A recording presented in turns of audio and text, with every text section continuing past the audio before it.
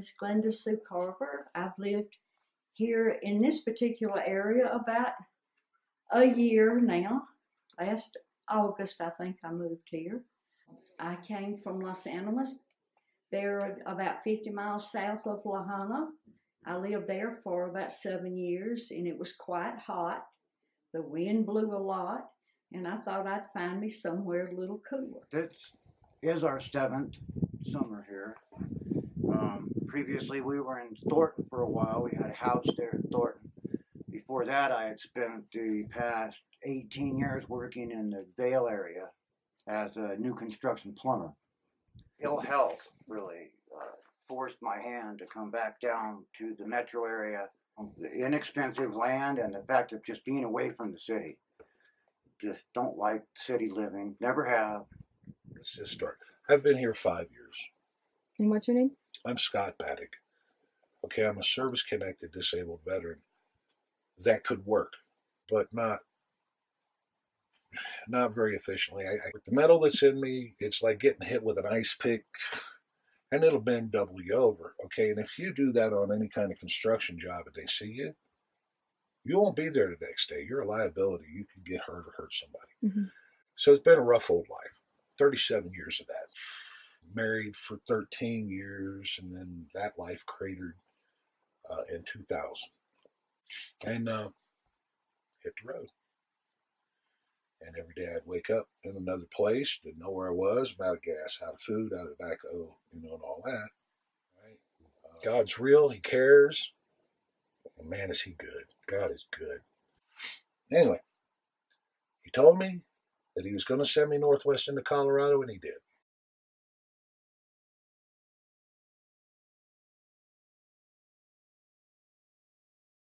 The San Luis Valley is a large valley that's really isolated from the rest of Colorado. We're surrounded by beautiful mountains, but that also means that the 23 small communities that exist here are often isolated from each other.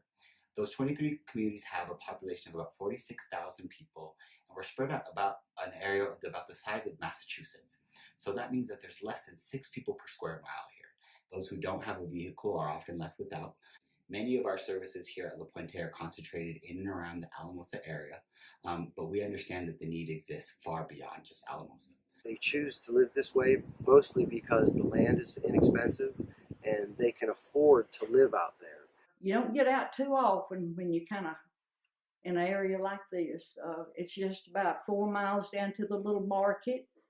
And the people down there have been real nice to me. They have helped me out quite a bit, and I thank them.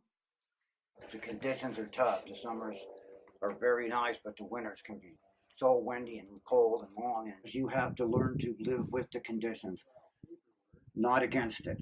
You can't try to do too much to the topography.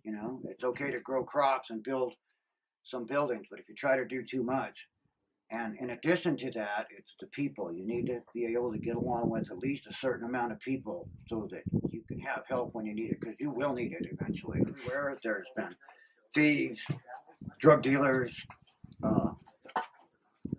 preachers, good folks for the most part. But there have been issues, especially with people stealing, but they're so poor that sometimes they're desperate enough to do that. But anybody that stays is tough. The mountain decides. Oftentimes the people who move into the flats are a unique kind of people. They're homesteaders in a lot of ways. They have this dream about freedom and owning their own land and individualism and being able to survive on their own. Most of the individuals that live on the flats are on very fixed incomes. They either have some kind of small disability check or Social Security or other small income. So that means they're often having to stretch their dollar to the max. So decisions about driving into town or paying for things such as wood or covering medical expenses are oftentimes some of those biggest struggles. They don't have the resources to where they can just drive anywhere they want and not worry about it. To get groceries and stuff like that is planned. You don't just make one trip. You come into town for several things. That's the only way that they can pretty much afford to do it because it's so far out and remote. Once they figure out how to overcome that challenge, it makes it a little bit easier. But like I said, you have to plan trips to town, not just come in for one thing, because you may not have the gas the next day to come back in and get it. It takes me about, to get off my road and into town, about 45 minutes. I get my check there and get me some groceries and do a few little things that I need to do in Alamosa and then come on back to the house. We try to go to Alamosa once a week. Try to do everything we need to do down there. Pay bills, get groceries, get gasoline, get other building products, or anything that needs to be purchased on that one weekly trip. Mm-hmm. It pretty much shoots an entire day for me. Mm-hmm. Before it was a struggle. It's 82 miles to Walmart and back. Okay, and I got like a $500 truck and a $200 truck. Neither of which is running right now. So to get someplace right now, I got this.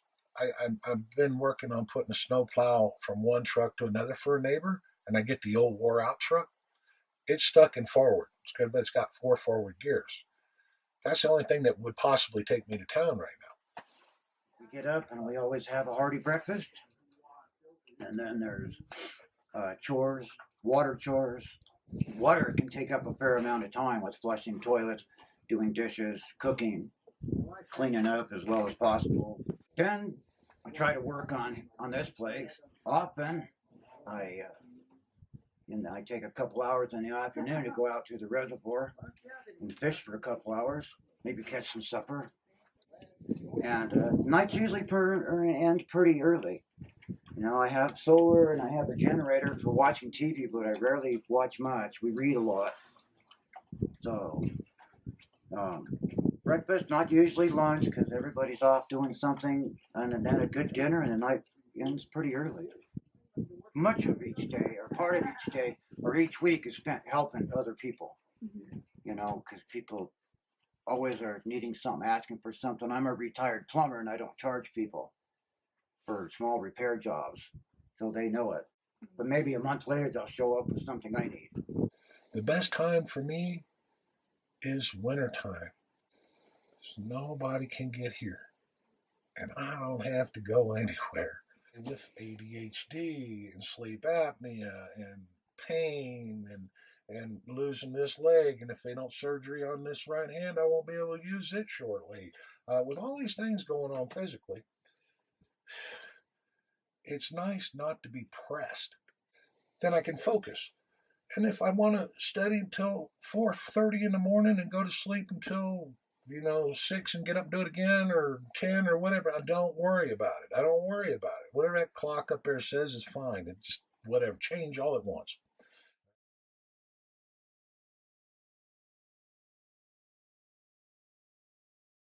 Folks who live out in the flats often come here with the dream of developing their own land and developing their own house. They buy this cheap land that's beautiful. The surrounding areas are gorgeous. But what they discover when they get here is this land is largely undeveloped. That means it has no infrastructure. The roads are largely dirt roads that aren't plowed during the winter. They have no access to electricity. They have no access to sanitation or to water, trash removal. All those things are things that exist without out on the flats. Unfortunately, water rights and county ordinances have been created and heavily enforced in recent years, displacing many people from their own homes. Many folks have lived there for 10 to 20 years and now are encountering these issues, whereas many others are just moving in, trying to settle down and having to uphold to certain standards that they weren't aware of when they first moved in, making it very difficult for people to become settled in their own property. My car, I don't have a 4-wheel drive. It's just a little front-wheel drive, and it's not really made for this area. When I came, I was wanting to get my well set up and then get me a little 4-wheel drive, but my well cost quite a bit more than what I thought, so there went my car. We're totally unprepared to be able to stay here. Yeah. You have to have a monthly income because there's, as you probably know, there's no work. Right.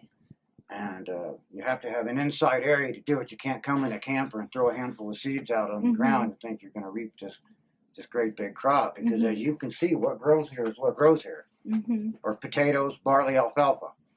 That's it, low growing crops. Because of the wind and the harsh conditions, the Costilla County building and code enforcement people have made it extremely difficult. In fact, we had to leave this property for a while because we always try to be compliant with what they're trying to do, and we have been. So they told us we had to leave, and we did.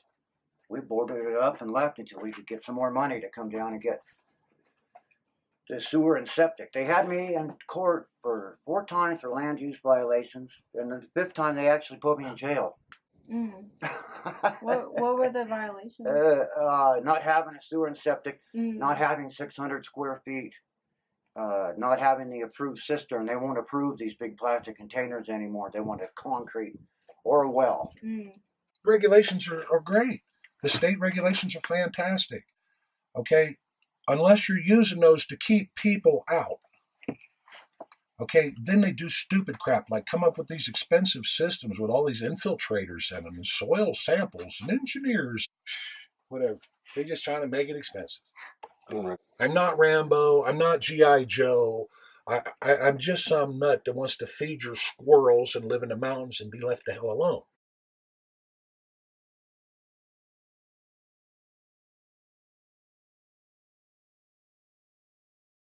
I think our first snow in this area was about end of October, maybe in November. And it was beautiful to start with. And oh God, man, please have a 10-foot blizzard this year. No noise, just that sound of the air through the pines on occasion. God, I love that. And those beautiful nights with no moon.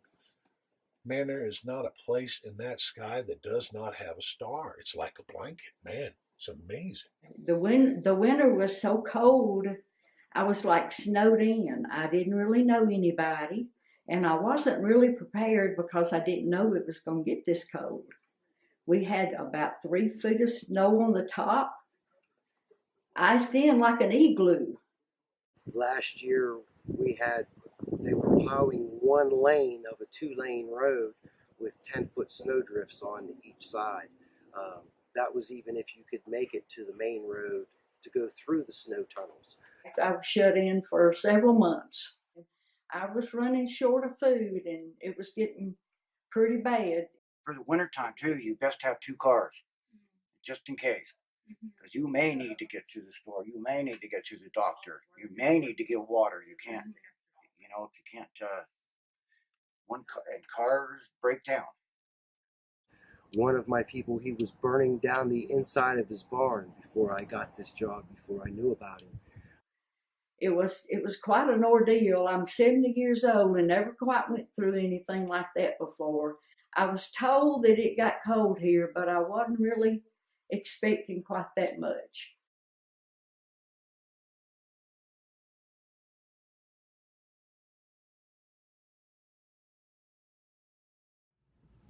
The program's foundation surrounds addressing the harsh conditions that exist within the San Luis Valley.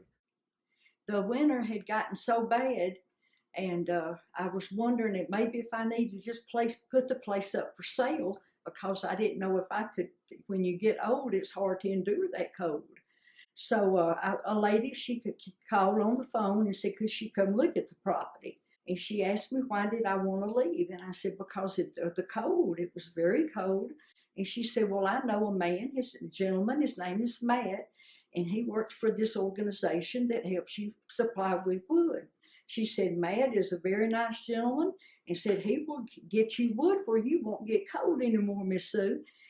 But before I even talked to him, someone came at the door, and it was Mr. Matt, and he not only came, he had a load of wood for me, and he assured me that I wouldn't be getting cold.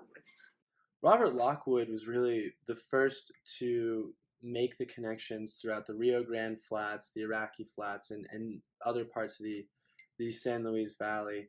Really, he primarily focused on the Rio Grande and trying to make connections with people through our firewood program. It was so much easier to approach people who were hesitant to have anyone on their property when you had a truckload of firewood to greet them with. The Rural Outreach Program wasn't available to the people For one, some of them will be traveling 80 miles round trip just to fill out a piece of paper to go home to wait for an answer. Most of them are on fixed income. They don't have the $80 or the gas to make the 80-mile round trip. For those that often are in need of heat during the winter, wood is an excellent source of fuel for them, and oftentimes it's the only fuel that they have to heat their homes and oftentimes to cook. He first came out and he asked if we needed wood, and he was able to get wood, and I filled out an application to make sure that I wasn't sitting out here on a pile of money, I guess. And he was very good about getting me firewood for the end of the year, through the cold part of the spring and until where it finally got warm enough to not be building a fire. Because of La Puente, I want to say God through La Puente, that I got everything I need. And more. I mean, I would be embarrassed to ask for everything I got. This year, I have enough. He's helped me with firewood cleanup, fill out application for LEAP. He just tussles and finds things for people. He's real good at it, man. I dig the guy. He's cool. When Matt comes by with wood, he'll stay and talk for hours. I've never felt judged at all. Just, he cares. Matt cares. Matt has done a great job in following the footsteps of Robert, and we continue to expand. The Rio Grande Flats were our first area of moving out into the flats. We've now expanded to the Iraqi Flats, and we're now finding many folks that are down in the Costilla and Conejos County areas that are in need of our help. Matt has been a huge part of us being able to incorporate our work group program, helping people throughout the nation, from youth to adults, understand and witness that there are third world living standards in the country that they live in as well, and that they can be involved with helping people, whether it be delivering firewood, helping clean property, or in this past summer, building an addition to a home, allowing a family to live as independently as possible. We are lucky enough to have really wonderful partnerships here in the valley and in the surrounding areas where we collect wood. We chop up that wood here in our wood lot through the help of our work groups and volunteers, and then we make the connections out in the flats and figure out who are the families that could best use this wood and is going to be the best use for. It's been incredible to see the level of dedication from people that are working every single day to people that pass through and see that there are issues that exist and give it their all to make a difference in some way, shape, or form.